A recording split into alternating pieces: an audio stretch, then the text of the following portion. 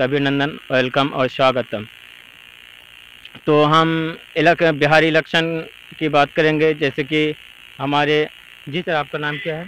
रेजान आलम। तो रेजान साहब, जो बिहार में अभी चुनाव की स्थिति बनी हुई है, आपको तो भली वाली पता ही है। तो जैसे कि तो बिहार चुनाव में तो आप ये क्या मतलब कि यहाँ के जो अलग अलग जगह में हम रिपोर्ट किए तो युवा बोलते हैं कि ये युवा मतलब कि हम लोग का जो रेजान भाई हैं तो स्टूडेंट यूनियन का लीडर हैं और हम लोग के उसके अनुरूप वोट करेंगे। तो रेजान भाई, आप लोग इस बार किसको वोट करते हैं और यहाँ इलेक्शन का क्या माहौल है? देखिए, हमारे कोचाधामन विधानसभा में एक तरफा माहौल है। लालटेन छाप मास्टर मुजाहिद साहब का एक तरफा माहौल है। पतंग छाप जो है तो उसका हवाई, ठीक है, जिसका उम्र ना वोटर लिस्ट में है, उम्र के कच्चे हैं, 18 साल उम्र नहीं हुआ है, सोशल मीडिया पे हवाबाजी कर रहा है। पतंग छाप ओनली ओनली, क्या ओनली रे बेटा, वो सब कोई ओनली नहीं। हमारे यहाँ कोचाधामन में सिर्फ एक तरफा रुझान है मास्टर मुजाहिद का। उसका जो है चुनाव चिन्ह लालटेन छाप, महागठबंधन की सरकार। हम लोग यहाँ से कोचाधामन से मास्टर मुजाहिद को जिता करके विधानसभा भेजने का काम करेंगे और महागठबंधन का सरकार को बनाने में कामयाब करेंगे। तो कुछ युवाओं का कहना है कि नहीं, तो मास्टर मुजाहिद जो है कि आरजेडी से हैं, जो आरजेडी में जो हमारे जो मुख्यमंत्री या जो भी पदभार को संभालेंगे तेजस्वी यादव जी तो 9वीं फेल के नेता है। तो युवा तो इस बात को लेकर आशंका जताते हैं, इससे युवा सपोर्ट नहीं करते हैं। देखिए, कोई वो सब एक मुद्दा वो सब सिर्फ आदमी को भटकाने के लिए करता है। 9वीं फेल 10वीं फेल क्या ये सब है? आप हमारे तेजस्वी यादव एजुकेशन पे बात कर रहा है ना भाई, विकास पे बात कर रहा है ना, हर सिस्टम पे बात कर रहा है वो।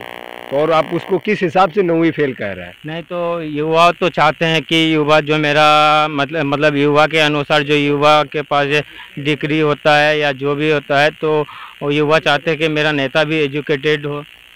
हमारा नेता है एजुकेटेड। हम अपना इलाके का नेता को देख रहे हैं, मास्टर मुजाहिद साहब को, ठीक है। मास्टर मुजाहिद साहब है एजुकेटेड, उस लायक है कि वो आगे चल के कुछ भी कर सकते हैं, मंत्री का पद भी संभाल सकते हैं। तो बोल रहे हैं कि जो ये जो ओवैसी है, ओवैसी साहब तो यानी कि खुल के विरोध करते हैं तेजस्वी यादव के प्रति और तेजस्वी यादव को मतलब भाजपा का बी टीम का भी उपाधि दे रहे हैं। क्या ये सही है? तेजस्वी यादव क्या कह रहे हैं? ओवैसी साहब को भाजपा का बी टीम है। वो भाजपा का बी टीम है, ये है, ठीक है। ये बात आपको भी जानना चाहिए और आपको ये चीज़ भली भांति पता होगा कि ओवैसी साहब जो है भाजपा का ही बी टीम है। आज वो जगह जगह पे सभा करते हैं, अनाप शनाप बक देते हैं, क्या कुछ नहीं बोल देते हैं, उस पर कहाँ कुछ एफआईआर होता है, कहाँ कुछ होता है। लोगों को उसे गुमराह करने के लिए यहाँ आए हैं ओवैसी साहब। आप किसको वोट कर रहे हैं इस पर भाई जी? देखिए भैया, यहाँ हम नहीं, हमारे युवाओं की और चारों मतलब अलग अलग क्षेत्र का हर तरफ का एक तरफा ही रुझान है लालटेन छाप, मास्टर मुजाहिद साहब। लालटेन छाप को ही वोट देंगे? हाँ, हम लालटेन छाप को ही वोट देंगे और वोट दिलाने का भी काम करेंगे। तो चलिए इसी के साथ बने रहते हैं। बात बता दूं कि कल जो ओवैसी साहब आए थे बिशनपुर में, तो वहाँ पे क्या भाषण दिए वो? टेढ़ागाछ सड़क और निसंद्रा पुल, उनको ये चीज़ मालूम होना चाहिए कि टेढ़ागाछ पुल का कार्य, टेढ़ागाछ सड़क का कार्य चालू है पहले से, निसंद्रा घाट का जो काम है वो पहले से चालू है, मुख्यमंत्री नीतीश कुमार द्वारा वो चालू है। उसको ये बात का जानकारी लेना चाहिए।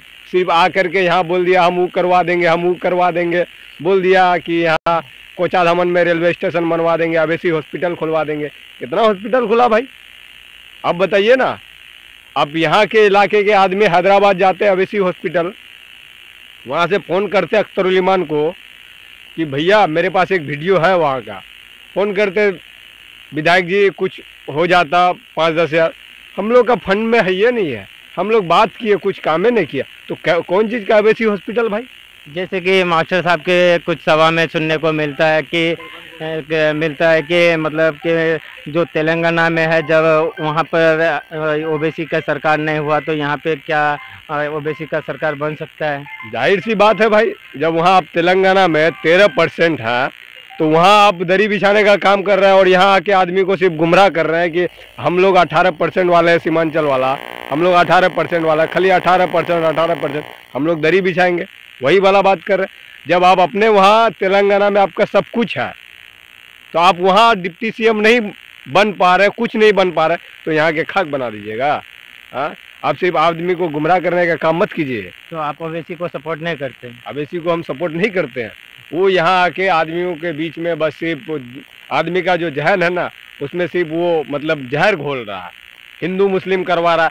आज से ओवैसी का आने से पहले आप एक भी दिन बता दीजिए रिपोर्टर साहब कि एको दिन मतलब हिंदू मुस्लिम वाला कोई बात ही नहीं हो रहा था।